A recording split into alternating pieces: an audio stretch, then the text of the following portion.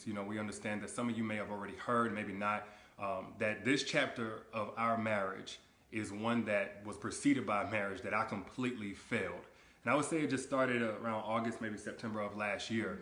But, you know, a lot has been said already about what was the cause and all that other stuff. Some of it is true, some of it is completely false. But the truth is, and I'm saying it here now, is that Derrick Jackson was involved with other women outside the marriage. And by involved, I want to be clear, I'm not talking about just casually kicking it, maybe a lunch or something like that. I'm talking about as serious as sex, to sexual flirtation and meeting up and that kind of thing. And some things that otherwise may be considered okay by some in terms of like just chatting or checking on people or being checked on by people that I've had a previous encounter with. But without my wife's knowledge of it and with us having a sexual history, all of it falls under the umbrella of inappropriate, cheating, affair, stepping out, definitely not in alignment with the vows that I took, and definitely not in alignment with the biblical standard of what it means to be faithful, which is the standard that I'm going by now. Now, I'm saying this publicly, not because I'm, married to you guys. First and foremost, I'm accountable to God. Then I have to be accountable to my wife, in which we've already had this conversation. I've already told her literally everything. I've given her basically a roll call list. If I've said hello to a woman in the last 12 years of me knowing her, she knows about it.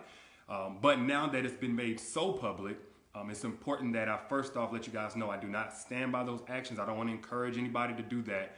And then secondly, I know that I cannot build a platform preaching certain things, preaching against certain things, and then in my real life live contrary to that for any amount of time or any length of time to any extent and think that I can't be held accountable. The same way that I preach, men and women in this situation need to face consequences of their actions, deserve to be held accountable. Guess what? Derrick Jackson's no exemption. He's not exempt from that. I'm also not a victim. Nobody made me do this.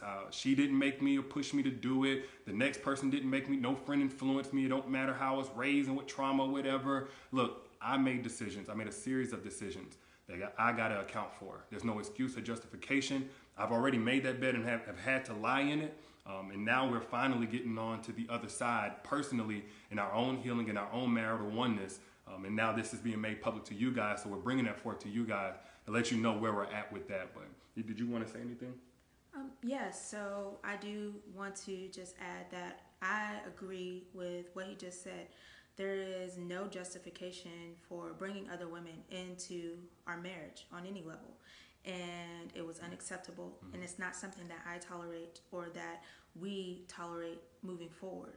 And when I've been flooded again with messages and these things and about, I need to leave or why haven't I left? And the answer is, when I found out about it, I left. I did not hesitate or waste time to do so.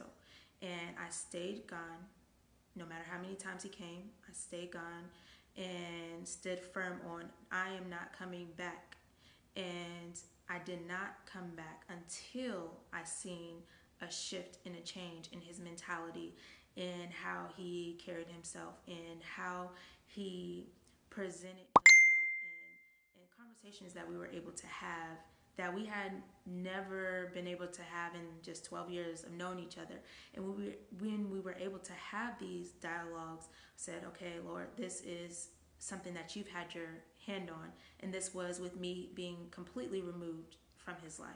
And him pursuing God, continuing to pursue God, and continuing to eliminate these things that led up to the catastrophe that you guys are seeing for the first time. So there's nothing out there right now that is information that I don't already know about or haven't known about. And so this is not something that is new. We have moved forward from it. We have gotten counsel for it and continue to do so. He is still continuing to pursue God and continuing to seek guidance and wise counsel from men of God. And that is what I needed for the continuation of me being present in this marriage and to stand by his side.